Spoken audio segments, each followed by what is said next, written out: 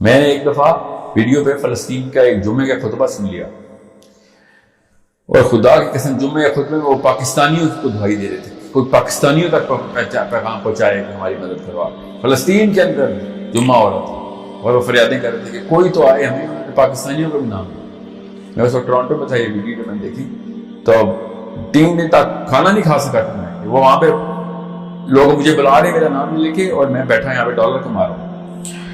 اچھا، آپ کی ویڈیو سے دیکھ کے یہ امپریشن آتا ہے کہ اسلام کو ہم اگر فالو کریں گے تو بڑی سختیوں سے گزریں گے، اور سختیوں سے گزرنا ہی صحیح طریقہ ہے اگر ہم اسلام کو فالو کریں گے۔ لیکن ہم بڑے اچھے علماء کو دیکھتے ہیں اس دور میں، پوری گلوبلی، پاکستان میں بھی ہیں اور باہر بھی، جو اسلام کی دعوت کا کام کر رہے ہیں، لیکن حلال طریقے سے انہوں نے جو رزق کمایا ہوا ہے اس میں بڑی بڑی گاڑیاں اور بڑے بڑے اچھے محل گھروں میں اور بڑی بڑی بائکس، اور ان میں بھی گھومتے پھرتے ہیں۔ تو اس میں کیا برائی ہے؟ جب ہمیں حلال طریقے سے ہم نے یہ چیزیں کمائی ہوئی ہیں تو کیوں ہم اس کو نہیں کر سکتے؟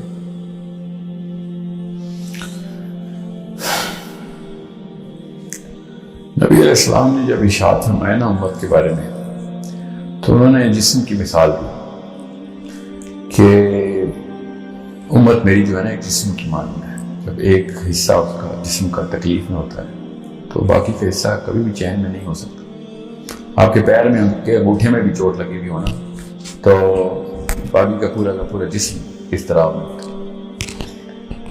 آپ انفرادی طور پہ نہیں دیکھیں گے، آپ اجتماعی طور پہ دیکھیں گے کہ مسلمانوں کے کیا حالات ہیں، اور اس لٹمس ٹیسٹ کو، اس ٹینسل کو استعمال کریں گے آپ کہ جب امام جعفر صادق نے کہا نا کہ کوئی مسلمان تو ہوا ہی نہیں جب تک کہ سورج کی پہلی کرن صبح اٹھتے ہی اس کو قوم کے مسائل نہ اس کے ذہن میں لے کے آئے، اس تک تو دین پہنچا ہی نہیں، ابھی تو مسلمان ہی نہیں ہوا۔ یہ بہت دھیان میں رکھیے گا، کسی بھی فرد کو جس نے اللہ نے رزق مال آسائشیں دے دی ہوئی ہیں، جو بھی ہے، اس کی بنا پہ آپ اس کی کاوشوں کو، دلوں کے حال اللہ ہی جانتے ہیں، کون کتنا چھپ کے کیا کر رہا ہے، کیا نہیں کر رہا۔ اس کے لیے نا آپ کے لیے ذرا ورڈ بھی کلیئر کرنا ضروری ہے۔ یہاں پہ دنیا میں مسلمانوں کے کیا حالات ہیں 8ویں کلاس کے بچوں کو پتہ ہے اس وقت۔ میں بہت بڑی اسمپشن کر رہا ہوں کیونکہ جہالت کے بھی وہ حالات ہیں، کیا پتہ واقعی بڑے بڑے لوگ یہ سوچتے ہوں کہ سیرین مسلمانوں کے اپنے کرتوتوں کی وجہ سے ان کے اوپر عذاب آئے۔ میں نے خود سنا ہے مسلمان نے یہ بھی بیان کرتے ہیں، نعوذ باللہ، اللہ تعالیٰ ان کو ہدایت دے۔ سوڈانیوں کے ساتھ اپنے اور صومالیئنس کے ساتھ، طالبان کے ساتھ، انڈونیشینس کے ساتھ، برمیز مسلم کے ساتھ، ویگر مسلمس کے ساتھ چائنا میں۔ مطلب فلسفے کی کمی ہے اور کچھ بھی نہیں۔ امت پوری کی پوری، ہر جسم کا ہر حصہ کہیں نہ کہیں سے خون رس رہا ہے، اس میں تکلیف میں ہونا چاہیے ہر مسلمان کو۔ اب وہ بڑی لینڈ کروزر میں جا کے کام کرتا ہے یا وہ پیدل جا کے کام کرتا ہے، یہ ایک الگ کہانی ہے، اس کو انفرادی طور پہ جج کرنا مسلمان کا شیوا ہی۔ اگر وہ لینڈ کروزر میں جا کے کام کر رہا ہے، دین کے کام کر رہا ہے، کوئی مسئلہ نہیں، کام کرنا چاہیے اس کو۔ روز صبح اٹھ کے اپنے 24 گھنٹے میں سے زیادہ تر حصہ اس کو ایسے کاموں کی طرف، اپنی رخ جو ہے وہ اللہ کے دین کی طرف اس نے مرکوز کیا ہے کہ امت کا اس وقت کا مسئلہ بچاؤ۔ اس کے لیے 2-3 کام، اس میں سب سے پہلے تو علم حاصل کرنا ہے، کیا جائے تاکہ حکمت جو ہے نا اس کے تقاضے پورے ہوں۔ پھر ہمت کے ٹریننگ ہوئی ہو کہ کرنے کا جب وقت آئے تو کرے بھی، اس وقت اس سے زیادہ کیا وقت ہے کسی اور امت پہ، اتنا برا وقت تو کبھی بھی نہیں آیا۔ جسم میں ہر عضو کے اندر ہمیں گولی لگ چکی ہے، خون رس رہا ہے۔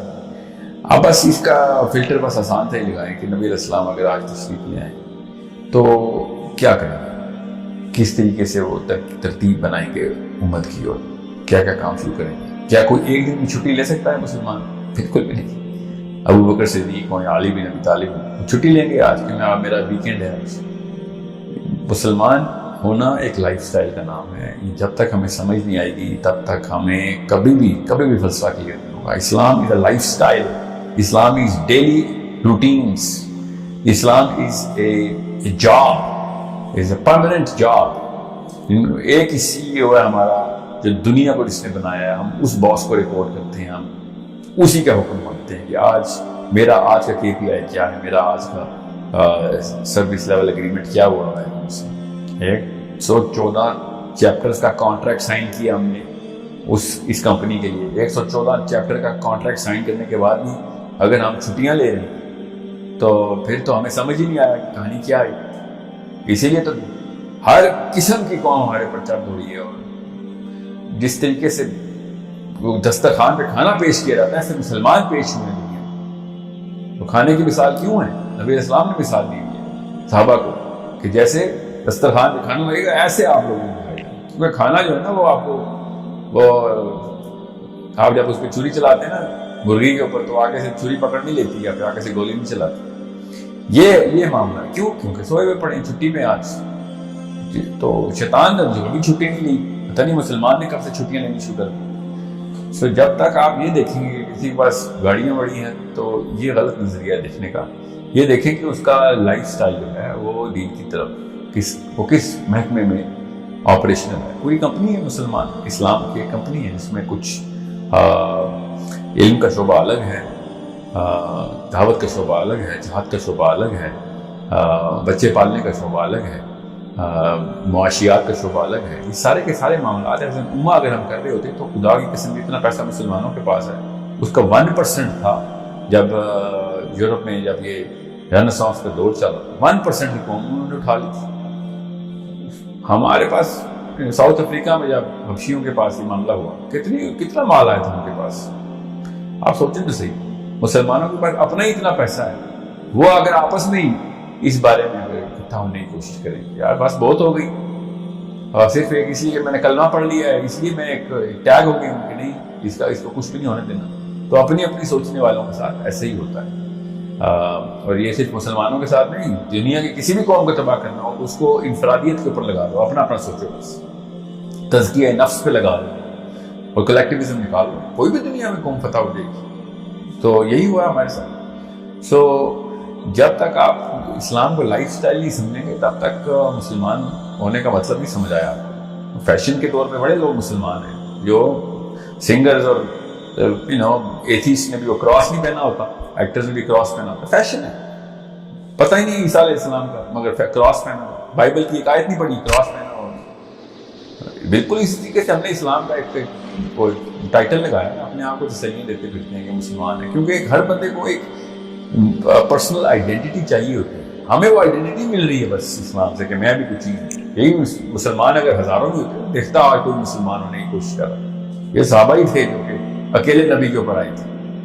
یہ ہم عربوں میں ہونے کی وجہ سے, عربوں کا مطلب تعداد میں لاکھوں کروڑوں اور اربوں کی وجہ سے ہم مسلمان ہیں. اگر ہماری تعداد کم ہو جائے تو ہم تو وہ شائنس میں ہی غیر مسلم ہو جائیں گے کہ نہیں وہ ہمیں میجورٹی میں رکھو. This is the problem of the weaker psychological condition. We were never made to be Muslim. We were just called Muslims by نام ہمارے محمد ساحل ادیم ہے, کام ہمارا کہیں سے بھی نہیں ہے. جتنی ہمیں اگر صحابہ اگر اس دنیا میں آ جائے نا تو سب سے پہلے پٹائی مسلمانوں کی ہوگی. آپ زمین امریکہ کے خلاف لڑائی کریں گے, علی بن ابی طالب یا سعد بن معاذ آگے دنیا میں, سب سے پہلے پاکستانی انڈینز عرب کی پٹائی ہوگی. آپ سوچیں خارجیوں کو نہیں چھوڑا علی بن ابی طالب نے, ہمیں چھوڑ دے, ہمیں چھوڑیں گے وہ. تم اصل میں تو تم ایک کینسر ہو جو دنیا کے اوپر اس طریقے سے اسلام کے خلاف سب سے بڑی سازش تو مسلمان ہے چلتا پھرتا. وہ ہالینڈ کو اور فرانس کے خلاف باتیں کرتے ہیں جو اس نے نبی علیہ السلام کی توہین کی. سب سے بڑی توہین تو چلتا پھرتا مسلمان خود ہے نبی علیہ السلام کی. کر کیا رہا ہے وہ؟ اپنے محلے میں کسی کو نہیں بچا سکتا. ہر روز سینکڑوں مسلمان دبا ہو رہے ہیں, ہر روز کسی نہ کسی کونے میں.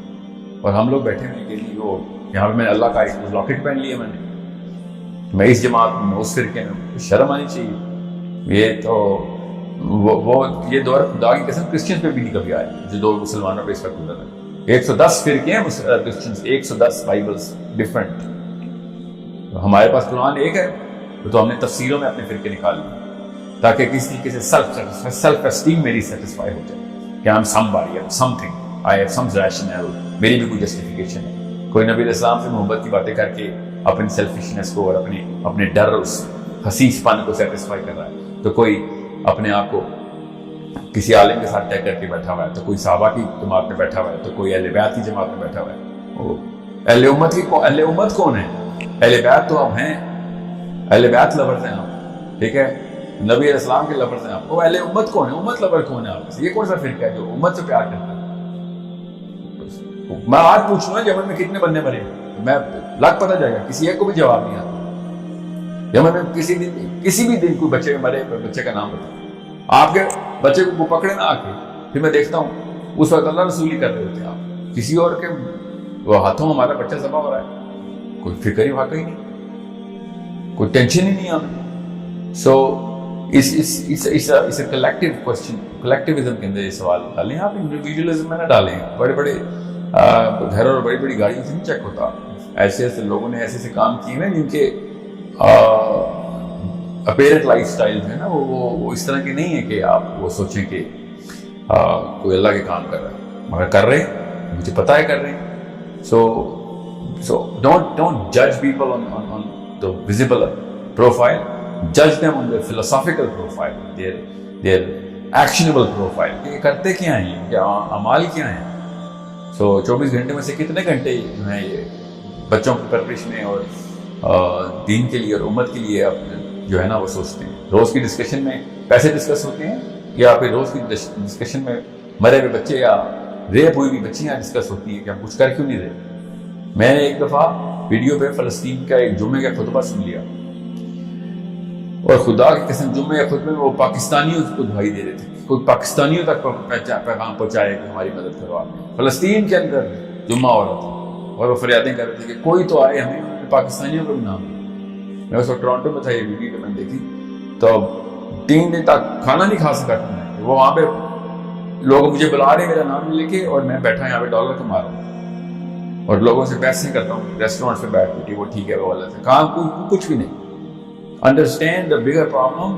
آپ کے اوپر نوبت آئے گی نا تب آپ کو پتہ چلے گا، کسی بھی انسان پہ نوبت آئے گی تو پتہ چلے گا۔ تو دور نہیں ہے، ایک ایک کر کے سارے مسلمان دبا ہو رہے ہیں۔ ہم سمجھ رہے ہیں کہ پاکستان میں بچیں گے، انڈیا میں بچیں گے، کہیں کوئی نہیں بچے گا۔ آپ سمجھ رہے ہیں کہ کوئی ویٹو ملا ہوا ہے پاکستانی ہونے کی وجہ سے؟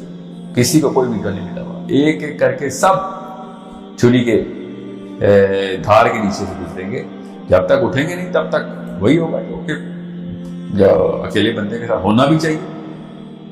کسی بھی قوم نے دوسری قوم کو فتح کیا، اس کو اس کے حصے الگ کر کے فتح کیے۔ کوئی بھی ایسا نہیں ہے، یہ کامن سینس کا تقاضا جو ہمارے ساتھ ہو رہا ہے۔ ہم بھی ہوتے تو ایسے ہی کرتے کہ پہلے ان کو الگ الگ ٹکڑوں میں کرو، اس کے بعد ایک ایک کر کے کھا جاؤ۔ بلکہ ہم نے تو ایسے ٹکڑے کیے ہیں کہ اگر 25 کروڑ مسلمان ہیں نا، تو جتنے بھی گھر والے ہیں نا، خاندان ہیں جتنے، اتنے ہی ملک بنا دیا۔ ہر خاندان اپنی اپنی سوچ رہا ہے، بس وہ پھر گاڑیاں نکلیں گی، پھر بڑی بڑی لینڈ کروزر نکلیں گی، ادھر سے تو ٹینک نہیں نکلنے والے گھروں سے۔